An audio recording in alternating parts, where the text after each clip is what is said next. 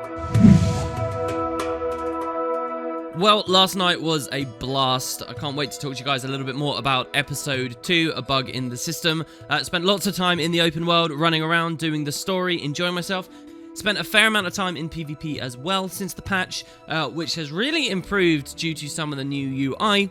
But of course, there was also a big developer AMA last night, which I want to recap for you guys now before we get into more specific stuff. So if you guys are new to these enormous patches, whenever one releases, the devs take to Reddit to communicate with the community, talk about various aspects of the patch, give some behind-the-scenes information. They don't tend to talk too much about upcoming stuff, but there's usually some cool nuggets of information. I want to share that with you all here. Remember as well that there's a forum version variant thing of this that's going to be going on rather soon as well. I think in about a week, so you might find another video fairly similar to this coming up quite soon, and hopefully a lot of the information we get doesn't sort of double up. But yeah, so these are the community's questions and comments and thoughts to the devs and all the interesting dev responses we get out of it. Hundreds of comments to go through. This is the best of the best in my opinion. Starting off here with Markotza, who says, "Hi, I've noticed the pages of text finally got their own user interface." That was last patch. They say, "Can we expect a retroactive redo of all of the other pages and books in the game?"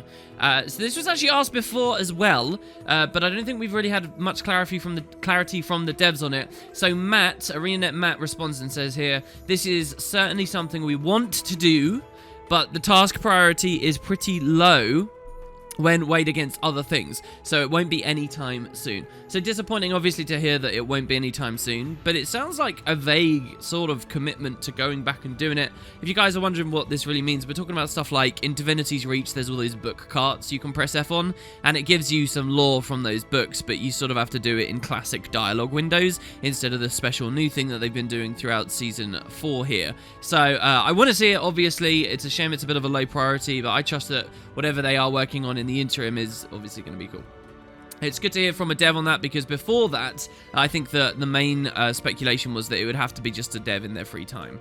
Moving on, was Rox recast, asks Dark Phoenix. She sounds completely different, like she aged 40 years and took up chain smoking, kind of different. So if you guys noticed this, Rox does sound very different this patch. It still vaguely sounds like Rox, but a very different version of Rox. I think Phoenix himself sums it up quite well. The dev response here is really, really interesting. So ArenaNet Eve has this response that says, "Rachel Robinson has been wonderful for us, and we thank her for her hard work. However, we've decided to take the character of Rox in another direction, and we've cast Misty Lee to bring Rox on that journey." So this might not look too weird. So yes, they did recast her. Yes, the voice is close-ish enough. On the matter of the new voice altogether, I'll just add in my 2 cents. I actually think that Rox sounds better now. I really think she sounds more like a Char, and I don't know, I like the new voice, but it is a bit of a weird throw to suddenly have a new Rox here. It's interesting to me that it came out this way, because whenever there have been voice actor or actress changes in the past, they've been quite blunt about it. They've even preempted it. They would put a patch out saying, "Oh, by the way, the human male Char's voice is changing.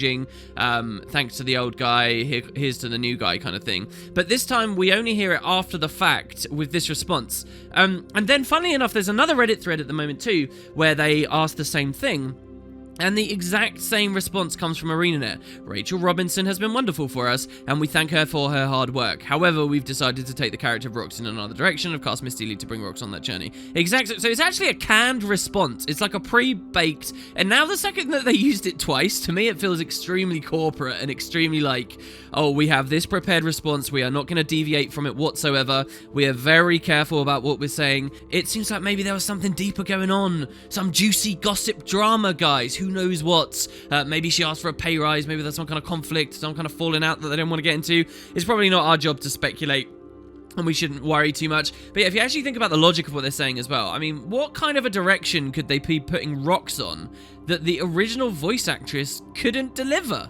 What kind of a journey would that be? And this is Rox we're talking about, who, if anything, seems to have been the character that's the most stable and, yes, has some interesting aspects to her, but is sort of a ballast for all the other crazy character traits and things that are going on with the other people in the spotlight. So I don't know. I wonder what you guys think about it. It is curious, though, and yeah, we have a new Rox. At the end of the day, here's the important thing. I think that new Rox sounds better, and once I acclimate to the fact she has a new voice, it'll be pretty good.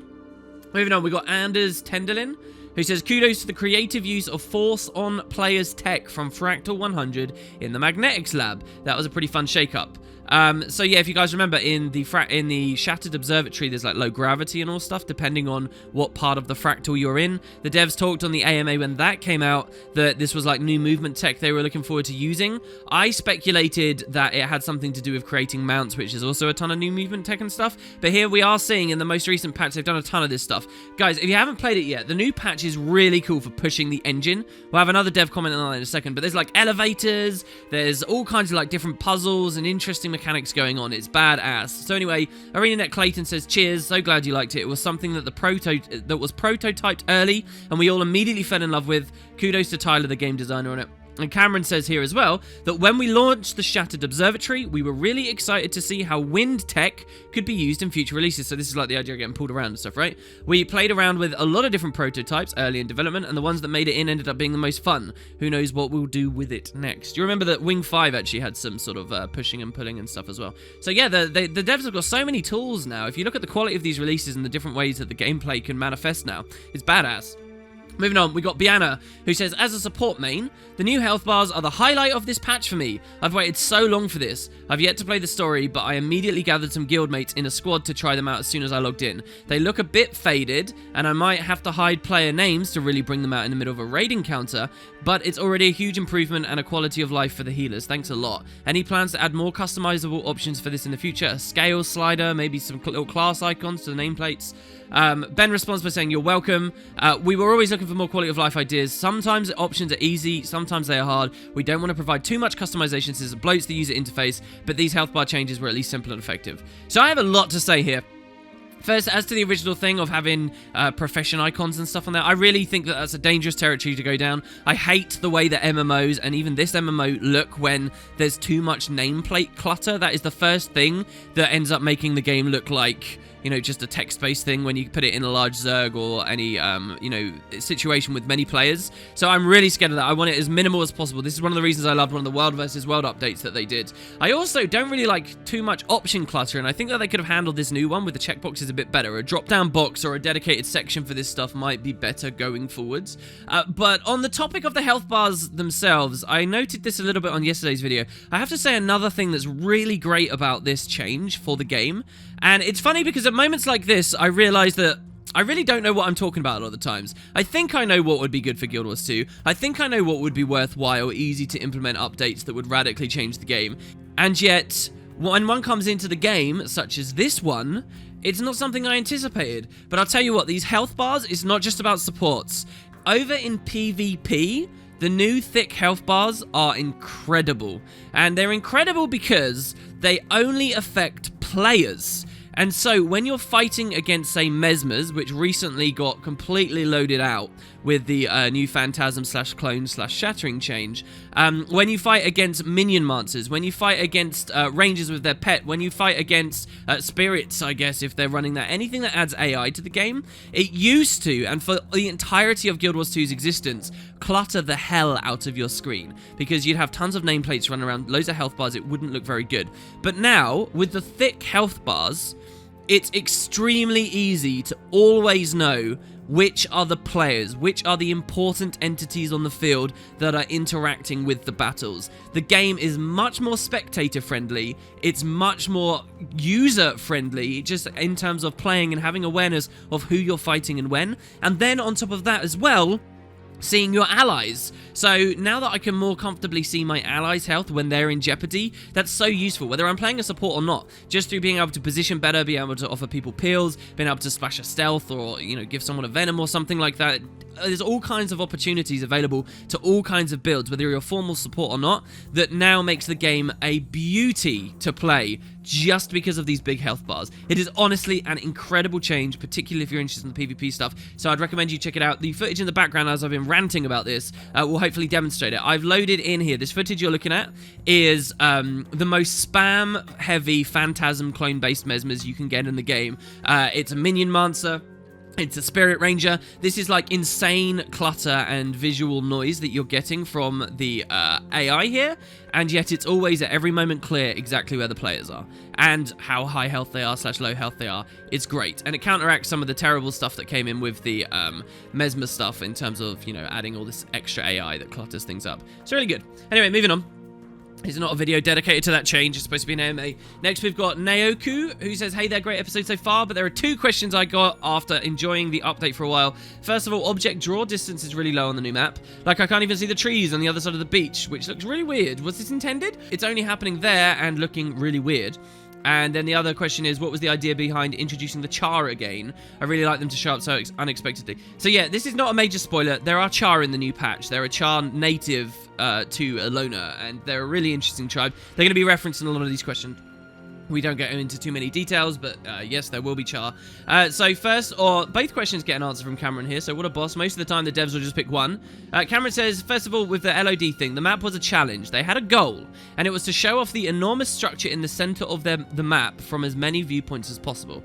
So yeah, this map, guys, is a lot like Ratasum, except not a city map, right? So it's a giant Asuran construct in the center of a map, and you get to play around in and around it. So a lot like Ratasum is. They say that they want to show it off from as many viewpoints as possible.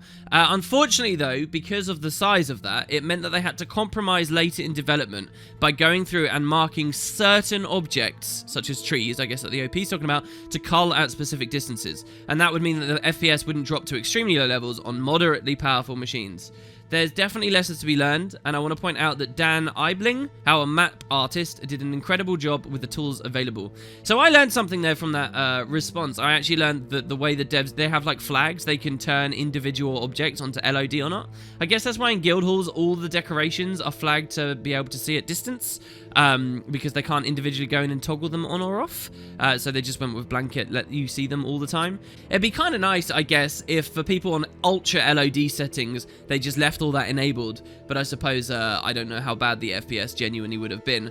And there's, for question 2, without going too deep, they say the char here started originally as a small side attraction in the map, and when their lore and culture was established, it was so well received that we decided to incorporate them more heavily into the overall narrative. I've personally been very nervous about today, and seeing the reception so positive makes me incredibly happy, so I'm glad to see you're enjoying this aspect of the story. To me, the answer to this second question sounds like they dodged a bullet big time, and I'll tell you why. Because the idea of char living natively in an Alolan region is a mind-blowing, fascinating, super cool thing, and to have them as a tiny little side attraction, I really think I would have wanted to vomit if I'd seen that. That would have been worse than seeing like the circus up on Ember Bay. You don't do that. Imagine like they reveal that Norn live in Cantha, but we just get a tiny sideways glance at them. It would have felt horrible. So to really rise them to prominence, I think was absolutely the right move, and I thoroughly enjoyed the char on this map, so I think it's been definitely a good one. So there you have it.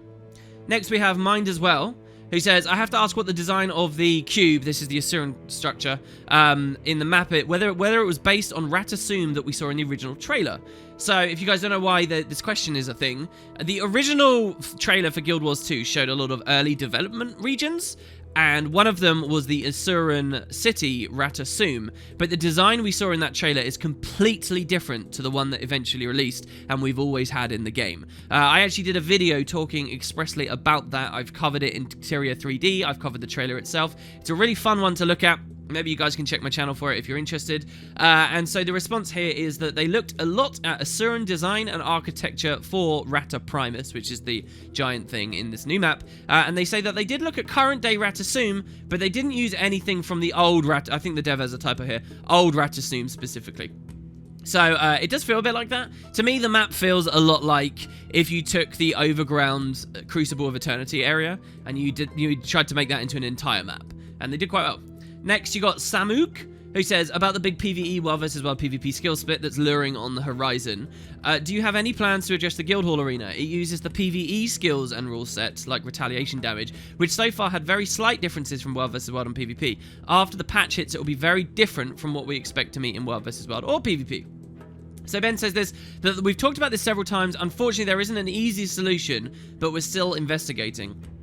So I don't know too much about how Guild Wars works, like, inner working wise, but I think they have, like, an idea of, like, a continents kind of idea, and that's essentially your game mode or whatever. So when you're in World versus World, you're in a totally different rule set to when you're in PvE. That's why they can easily have you on a different default build in each type, but then segmenting off an area within a type to be like a different one is very difficult. So to carve out an area of World versus World that randomly has all the PvE rule sets and items and stuff would be very difficult. To carve out an area of PvP that ran as PvE style would be very difficult. And that's what we're asking them to do when we change the arena.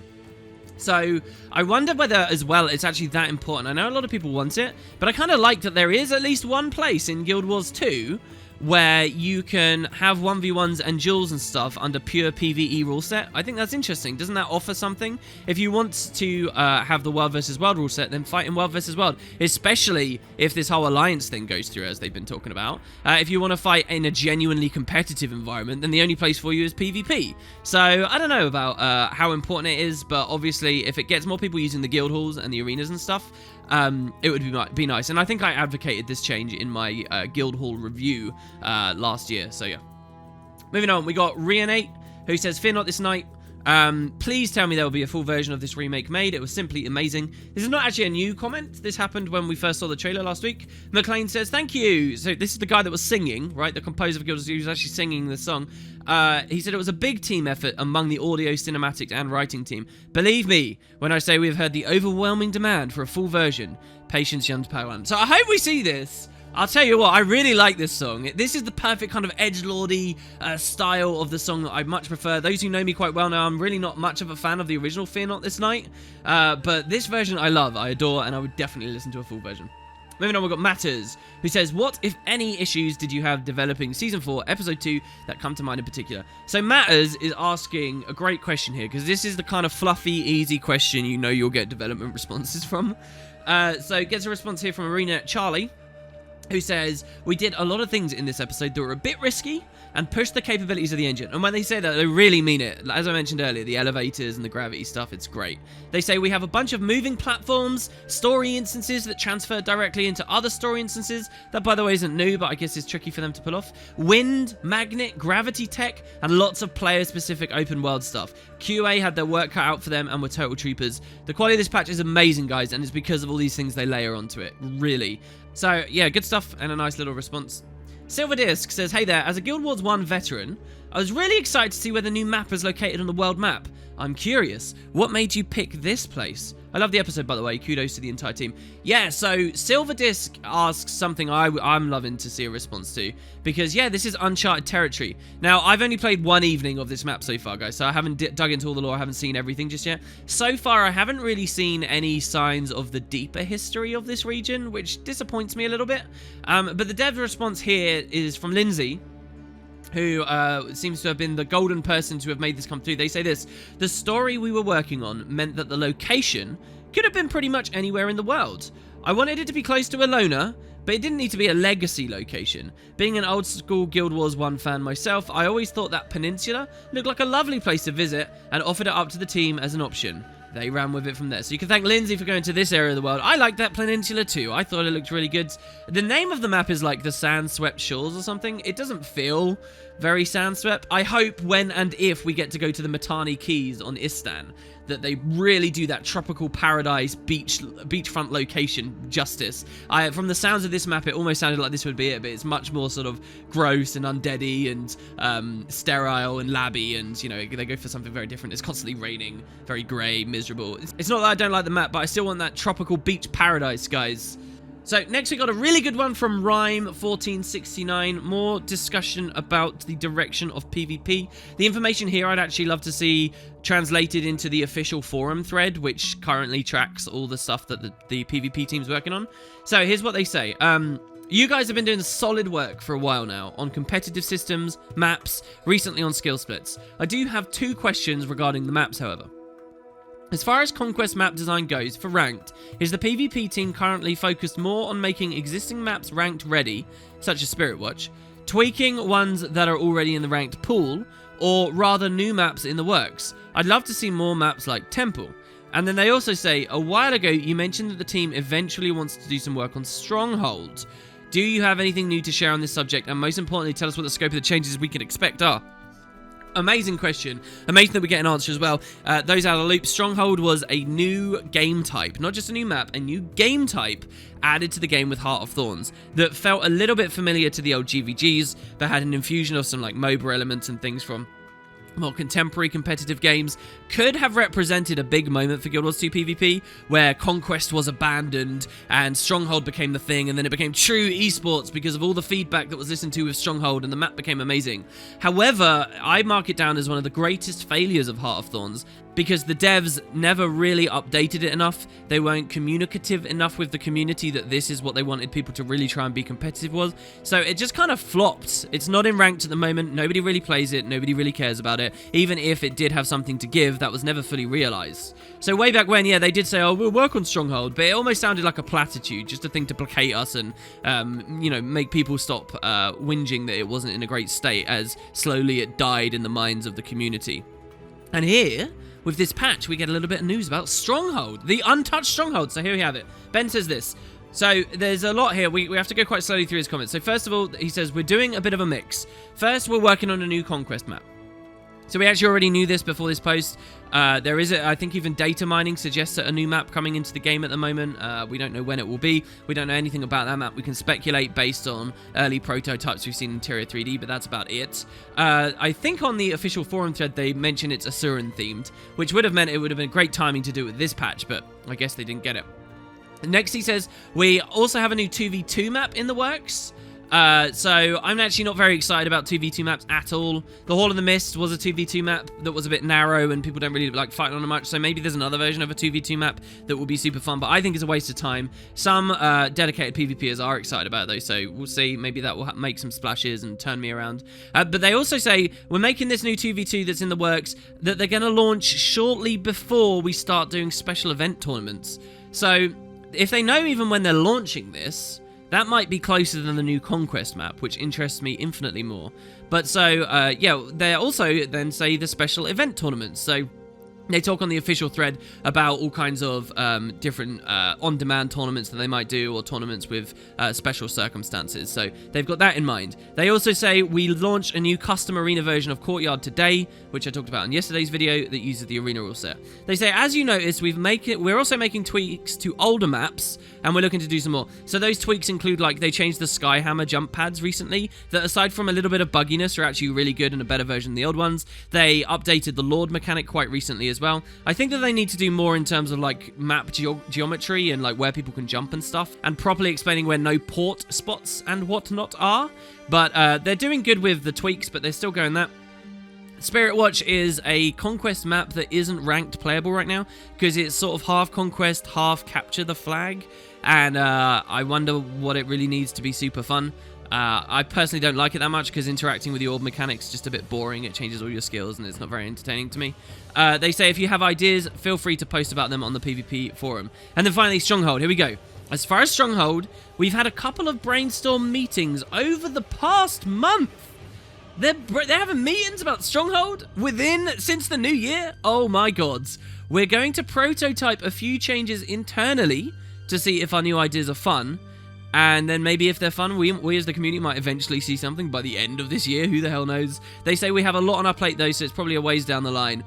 So I don't know when, if ever, we'll expect these Stronghold changes. It's crazy to think they are brainstorming it. There's so many good things they could focus on for Conquest right now that could actually be not too bad to implement as well.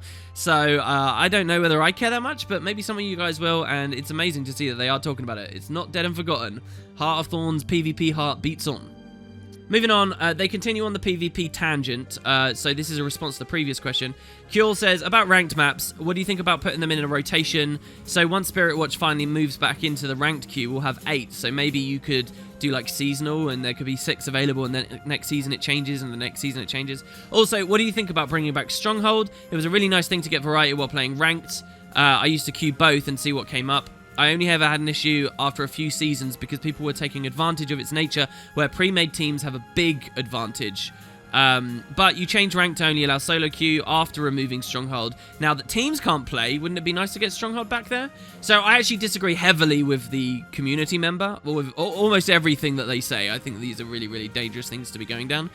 Ben P says, as far as the seasonal rotation, it's not a bad idea, but I'm not sure the work to make it happen would be better spent elsewhere. We have a large backlog of things we want to do. And he's right. What an insignificant, silly change when there's so many better things they could do. Next, he said, I never say never, but I think it's fairly unlikely a Stronghold ever makes it back into ranked play, even after our future revisions. I've always felt it weird to use the same skill rating for matchmaking in maps that have very different playstyle. That being said, I could see us running occasional Stronghold tournaments once we get the Swiss format in. So I think everything Ben said there, I agree wholeheartedly with. They're not just different maps, they're different games entirely, and I don't think they should be unified under the same rating system. So there you go. Maybe if we can snowball a bigger PvP population, you can do something with Stronghold then. But for now, there's no... I think it's dangerous territory to try and split everybody. But there you go. So, moving on, we got another question from the community. Different topic now. They asked 2 questions. Only the second was answered. It reads this. Is there ever going to be more added to the Nightmare Court lore? Please, please, please, please. There are so many loose ends in Sylvari lore, from Malik to just Nightmare Court information in general. What's going on with Twilight Arbor? Is there a new Grand Duchess? And more. The Nightmare Court and Sylvari in general are fascinating and have so much potential, but they are so neglected. Are you guys ever going to add to their story? I find this comment from the community amazing here. Because it's like Heart of Thorns never had... I know Heart of Thorns didn't touch on everything it should have. Believe me, there are very few people beyond yours truly that cares about this more. I know that Heart of Thorns didn't touch on everything, but you had an entire expansion that was significantly dedicated to the exploration of Sylvari stuff. And this comment reads like a pre-Heart of Thorns comment. Sylvari fans seem perpetually vocal about feeling that they're being left out and they're not getting enough story. And it's funny because only a matter of months after the first expansion that didn't focus on the Sylvari, we have it back. You know, all of Season 1 was revolving around Scarlet and therefore sort of Sylvari-centric. It's crazy to me. Anyway, so we're back here at square one. Tom Abernathy, a big narrative head at ArenaNet right now, says this. We'll definitely take your thoughts into consideration. Keep it in mind as well, though. We're conscious that every race has its fan, and all those fans would love us to spread the story love around. We're also thinking about how we can re-foreground races that haven't gotten a spotlight recently. There's one reason this episode prominently features both Char and Asura. So, more Sylvari and Nightmare Court lore. Noted, thanks. So, we'll see what they do. Again, I do agree. I want to see more about Duchess Chrysanthia. I do want to see more about the fallout after Foul Aim was terribly killed off, as we saw. I do want to see them explore some of those other places like Malik. Someone else in this Reddit thread was saying that we haven't seen enough about the Pale Tree lately. I do think that current event's epilogue was badass and good enough to give us that conclusion. But yeah, I think in general, I'm quite happy with where the Sylvari are, and it'll be a while before I'm really panging for more. Maybe the devs can infuse some of that in there in a similar way to how the Char got into this patch. Moving on, we got Incredible Zag Zag, who says, what was the bug in the system that delayed this episode? Was it something interesting enough to be worth talking about? I like how people think that this is it was 100% a bug that caused the delay. I think it was probably just logistical stuff and general development woes, right? But anyway, so Clayton says, we get 2 contrasting responses from the devs on this. First, Clayton says, haha, the naming of the episode was just a coincidence. With that said, making games is a very challenging process, even for the vets at times. There were some complications with ambitious designs with our current tech that we had to update. We plan to talk more about that on some of our YouTube show, Guild Chat with Ruby. By the way, a couple of interesting things here. So yeah, it's like a scoping thing and, you know, getting the engine and the resources and things in place. Look at that. They call it a YouTube show. I think it's because they actually get more viewership on the YouTube stream story than its Twitch streams. I'm not sure entirely. But yeah, a YouTube show, Guild Chat, and hopefully if that's interesting, I'll give you guys a video when that comes out. That's referenced by many of the devs on this AMA. And then Paul down here says it was a bug. It was an odd one caused by replaying the final mission. Because of the way that boss fight works, it would change your current objective in the middle of it. So 2 comments there that probably paint the full picture between the both of them. And obviously bug in the system, if we're not talking about the slight delay of 1 week, it's probably better referencing many of the other events that occur in the patch itself. My Patronus is a big cake says, first of all, the episode was great. The story map, mission map seems so big. It feels like you've outdone yourself. My questions are going to be the same as usual. What was your favorite thing to work on with this patch? Any trivia or fun fact this patch you feel like teaching us on it? So Clayton says, my favorite thing has to be the script chain that one of our designers, Aaron, set up. I've actually played this, by the way, guys. It was one of the first things that I experienced when I got into the map. When designing for the script, it's always so much fun. There's a handful of fun facts we'll be going over on Guild Chat, our show on YouTube. That include narrative rewrites, original ideas, crazy development situations, and what happens when you move a giant floating cube from one point on our map to another. So again, more advertisement for that. We'll see how good it is when it comes out. A question directly to Bobby or anyone else on the narrative team. This is a bit late, but what led to the decision to de-emphasize the sulfurous wastes in Path of Fire? One of my favourite flavour texts in Guild Wars 1 was that no mortal can survive the sulfurous hastes. It's not a big deal, but it was a gameplay element on the first game, so what was the lore reason for restricting sulfurous haze to ravines and such, rather than emphasising the necessity of Janundu for crossing the wastes? Gameplay-wise, I know it had conflict with mounts, but story-wise, I'm guessing it's just a general power level thing, that magic levels are so high that things like the sulfurous wastes aren't as hazardous as they were 250 years ago. I didn't realise it before I read this comment, but this is something I really want to know about too, actually, because looking back, the haze was more of a minor mechanic than in the original game, where it was a huge plot point and a big mechanic together. So Bobby says this is sort of off topic since it's not relevant to episode 2. I'll keep the answer brief. Many things are considered when we're brainstorming story ideas, but our goal is to hopefully tell a satisfying story about the characters that also advances the plot. I think just there, that little thing he says there, if you really pay attention to that phrase, that can teach you a lot about their mindset. Anyway, moving on, he says, world details are important, but they come second. He says, I can't speak to the exact narrative or design reason why the sulfurous haze was downplayed. That was decided before I joined the project. It could have been considered secondary to the story, or it may have been viewed as an obstacle to the mount system or desired gameplay. Either way, it was likely discussed by the Path of Fire team at length before a final decision was chosen. And I really do believe that, by the way, that even if you think that a decision they make seems a bit weird, they probably have, it's not done briefly and flippantly. It seems like they really do discuss stuff quite heavily. So yeah, and don't forget, Bobby wasn't there at the start of the Path of Fire stuff. He'd been doing Bastion of the Penitent, right, which released in that interim period, so obviously that will have taken a lot of his time. And wow, that's it.